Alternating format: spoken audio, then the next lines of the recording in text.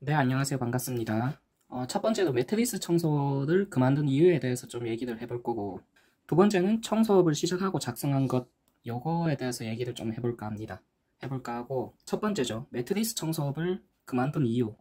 생각할 수 있겠죠. 제가 앞에 유튜브 영상에서 보면 아시겠지만은, 20대, 30대들에게는 매트리스 청소 요거를 권했단 말이에요. 다른 사람들한테 권하면서 너는 왜 관뒀느냐, 이렇게 말할 수 있지 않습니까? 그래가지고 이 영상을 한번 만들어 찍어봐야 되겠다 생각을 했고, 이유는 몇 가지가 있어요. 첫 번째로 저는 혼자 청소하는 게 편하더라고요. 전기 청소, 계단 청소 같은 경우는 혼자 다니거든요. 100%. 뭐 알바생을 써본 적도 없고 쓰려고 생각해 본 적도 없고. 근데 이 매트리스 청소와 매트리스보다 저는 카페트를 많이 했던 것 같아요. 뭐 비슷하게 쓰려나? 카페트, 소파 요 세 개가 묶음이거든요. 묶음인데 요 청소 같은 경우는 사람을 상대해야 돼요. 사람을 상대하고 영업을 계속 해야 되죠. 어쨌든 계단 청소나 뭐 전기 청소 이런 거는 한 번 따면 끝이다, 그쵸? 뭔가 내가 특별히 큰 일이 없는 한 뭔가 청소를 되게 조져놓는다 해야 되나?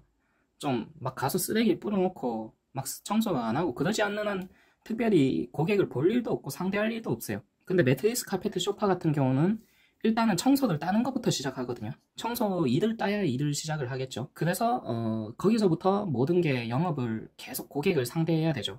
청소를 시작하는 것부터 시작하는 과정 중에서도 고객에게 믿음을 줘야죠. 왜냐하면 고객이 적게는 10만원, 뭐 8만원, 10만원부터 많게는 20만원, 30만원, 40만원까지 내는데 거기서 뭐 아무 말도 안 해버리고 내 할 청소만 하고 가면 그거를 신뢰할 고객은 없단 말이죠. 그래서 어쨌든 저희 성향에는 전기 청소가 좀 더 맞았어요. 뭐 이 부분 때문에 그만둔 건 아니고, 두 번째는 일단은 제가 매트리스 청소, 카페트, 요 소파 요걸로 사업을 시작했긴 청소를 시작했긴 했지만 전기 청소 수익이 커졌어요. 전기 청소 수익이 꾸준히 올라오고, 그리고 저는 앞전 영상에서도 얘기했지만 수출을 같이 해보고 있다고. 그런 다른 사업들과 같이 병행하기에 너무 이게 버겁더라고요. 같이 하기에. 차도 작아서 요거를 실었다가 전기 청소 갈 때는 또 요 짐을 청소기를 빼고 차를 크게 키울까도 해봤지만 아무래도 전기 청소하기엔 경차만한 게 없었고, 그래가지고 병행하기에 힘들었는데 둘 중에 하나를 놓는다 하면 저는 전기 청소에 더 매력을 느꼈었거든요. 왜냐면 이게 그 다음 이유랑 이어지는데, 세 번째 수익은, 이게 시간당 수익은 전기 청소보다 더 높았거든요. 그래서 20대 30대 분들은 이걸 추천드린 거고, 제가 일단은 수익은 높았으나 굴곡이 있었어요. 굴곡이 있었고, 예를 들어서 카페트가 잘 나온 날은 하루에 막 50만원치도 나오기도 하고, 그럼 뭐 반나절의 수익이 50만원이 올라오기도 하거든요. 반면에 안 나오는 날은 2, 3일 동안 거의 일주일 가까이 일이 없을 때도 있고, 너무 굴곡이 컸었어요. 잘 나올 때 막 몇백도 나오고 600, 700도 나오고, 내리 꼬다 박으면은 한 200, 100만원? 이 정도까지 떨어져 봤던 것 같아요. 그래가지고 저는 둘 중 하나를 선택해야 된다면 다른 사업과 같이 하고 있기 때문에 전기 청소를 선택한 상황이었고, 그리고 세 번째 결정적인 이유인데, 세 번째 이유는 영업이었어요. 어, 전기 청소는 한 번 따면은 끝이에요. 요거는 한 번 따면은 끝인데, 요 청소 같은 경우는 꾸준히 영업을 했어야 했어요. 왜냐하면 요 청소 하시는 분들은 아마 공감을 하실 텐데, 매트리스나 카페트, 소파 요런 거는 한 번 부르면 끝입니다. 뭐 더 이상 불러주지 않아요. 뭐 간혹가다 뭐 6개월, 10개월, 한 1년 안에 한 번씩 더 부르는 분도 있는데, 대부분 한 번 청소하면 그냥 그걸로 끝이거든요. 그래서 단골층을 확보할 수가 없었어요. 꾸준히 연락하는 분도 없었고, 그래서 영업을 계속 해야죠. 뭐 블로그 글이라든가 당근마켓이라든가 홍보라든가 뭐 플레이스 관리도 해야 될 것이고, 그리고 요거 같은 경우는 고객들에 대한 부담이 있죠. 고객들을 꾸준히 상담을 해야 되고, 그런 부분이 있어서 어쨌든 수익은 전기 청소보다 높았거든요. 높았는데, 그래서 20대 30대 청소를 전업으로 하려는 분들한테 오히려 이 청소들을 추천드리는 거예요. 저는 추천드리는 거고, 이렇게 막연하게 그냥 좀 줄여야 되겠다 이 생각을 하고 있었을 때 3월달인가 3월 말인가 제가 유튜브 첫 영상을 언제 올렸는지 모르겠는데, 그때쯤에 일이 터졌었거든요. 카페트를 45만원치를 수주를 받았어요. 일을. 이럴 경우 당근마켓으로 뭐 알바를 채용하거나 해서 가는 게 맞는데, 제가 그냥 귀찮아가지고 혼자 갔어요. 혼자 갔는데 허리를 삐끗했거든요, 결정적으로. 근데 이게 제가 디스크나 이런 거 전혀 없고, 이 일을, 그러니까 그때가 목요일인가 그랬어요. 목요일인가 언젠가 모르겠는데, 목이죠. 한 주의 거의 끝자락쯤에 있지 않습니까? 이때 이 일을 엄청나게 해왔었어요. 월화수까지 일이 너무 힘에 부치도록 하다가 목요일날 알바도 채용 안 하고 큰 카페트를 혼자서 하니까 그 다친 거죠. 이때 카페트 한 장이 45만 원은 아닙니다. 아니고 그때 4장이었어요. 아, 5장인가? 4장. 큰 거 한 장, 중간 거 한 장, 뭐 작은 거 2장, 뭐 그런 식이었습니다. 식이었고 그렇게 혼자 하다가 알바생 채용 안 하고 하다가 게을러서 그냥 부르기 귀찮아서 안 했거든요. 저는 뭐 돈을 적게 주지도 않고 아르바이트 부르면은 뭐 시급 10,000원, 15,000원 불러도 5,000원씩 더 주고 그래요. 그러는데 어쨌든 이게 안 불러가지고 혼자 하다 보니까 허리 삐끗해가지고 그래가지고 한 일주일 그 다음날 일 못했습니다. 못했고 못하면서 유튜브를 그냥 찍어본 거거든요. 한 일주일 누워있다가 그때 많은 생각들을 했습니다. 이때 마침 뭐 잘됐다 싶어가지고 매트리스 청소를 어차피 줄일까 해가지고 바로 정리하는 건 아니었어요. 이게 어느 정도 베이스가, 영업 베이스가 구축이 돼 있지 않습니까? 일이 꾸준히 나오는 상황이었고 그래서 이거를 내려놓자니 아까웠고 약간 도급을 주려고 했거든요. 저한테 10%나 뭐 20% 정도 제가 수수료를 받고 도급을 주려고 했는데 그래가지고 업체들을 알아보는 과정에서 좀 말이 안 되는 얘기들을 좀 많이 들었었어요. 뭐 말로 후려치면 된다든가 또는 뭐 좀 신뢰할 수 없는 업체들이 좀 있더라고요. 그러면서 마지막에 들었던 친구가 뭐 안 되면 말로 후려치면 되죠. 그 말을 듣는 순간 제가 이거를 접어야겠다 이 생각이 들더라고요. 왜냐하면 다 좋습니다. 좋은데 이런 분들한테 예를 들면은 제가 일을 잘못 맡겼을 경우 뭔가 저와 일을 오래 해보지 않은 생판 모르는 사람이죠. 모르는 사람한테 일을 잘못 맡겼다가 뭔가 일이 터졌다. 그건 괜히 피곤할 것 같은 거죠. 그래가지고 그냥 이거는 뭐 조금 돈 좀 벌려다가 잘못될 수 있겠다. 좀 일이 만들어질 수 있겠다 싶어가지고 요거를 철수를 해야 되겠다 싶어가지고 그래가지고 현재는 매트리스 청소 같은 경우는 안 하고 있습니다. 안 하고 있고 모르겠어요. 이게 다른 쪽으로 다른 사업 수익이 또 떨어진다면 또 이쪽으로 해볼지도 모르겠죠. 모르겠는데 현재는 그런 상황이 청소업 시작하고 4, 5개월 뒤에 적었는데 이렇게 프린트를 해왔거든요. 글씨가 많아가지고 요거를 보면서 좀 설명을 해드릴게요.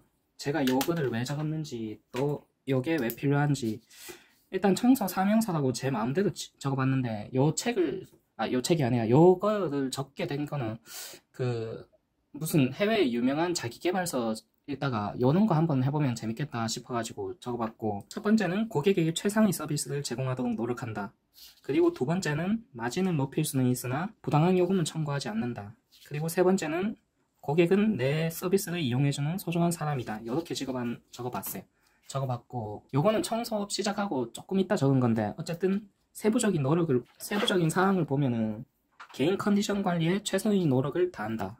최선의 노력을 다한다. 이게 무슨 뜻이냐면 제가 막 헬스장 다니거나 뭔가 마라톤을 하거나 특별한 운동을 하진 않거든요.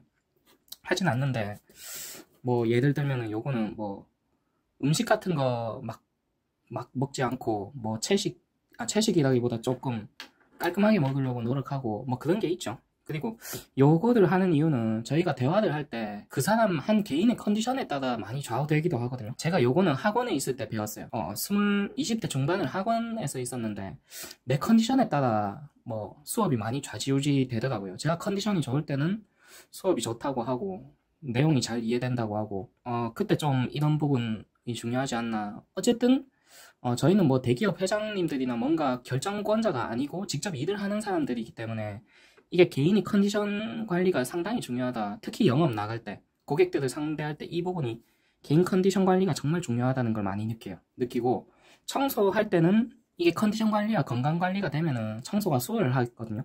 근데 그게 안 되는 날은 되게 같은 청소인데 힘들기도 하고요. 뭐 그런 부분이 있죠. 그래서 저 같은 경우는 월요일부터 뭐 토요일은 일을 해도 보통 오전만 하고 말거든요. 그래가지고 주말은 쉬죠. 그래서 월요일에 컨디션이 가장 좋아요. 비슷하겠지만 그러니까 이게 뭐 월요병 하는데 그런 거 말고 신체적으로 체력적으로는 월요일이 가장 좋기 때문에 그래서 제일 좋은 서비스를 제공하기 위해서 교육 같은 것도 월요일에 다 잡아놨죠.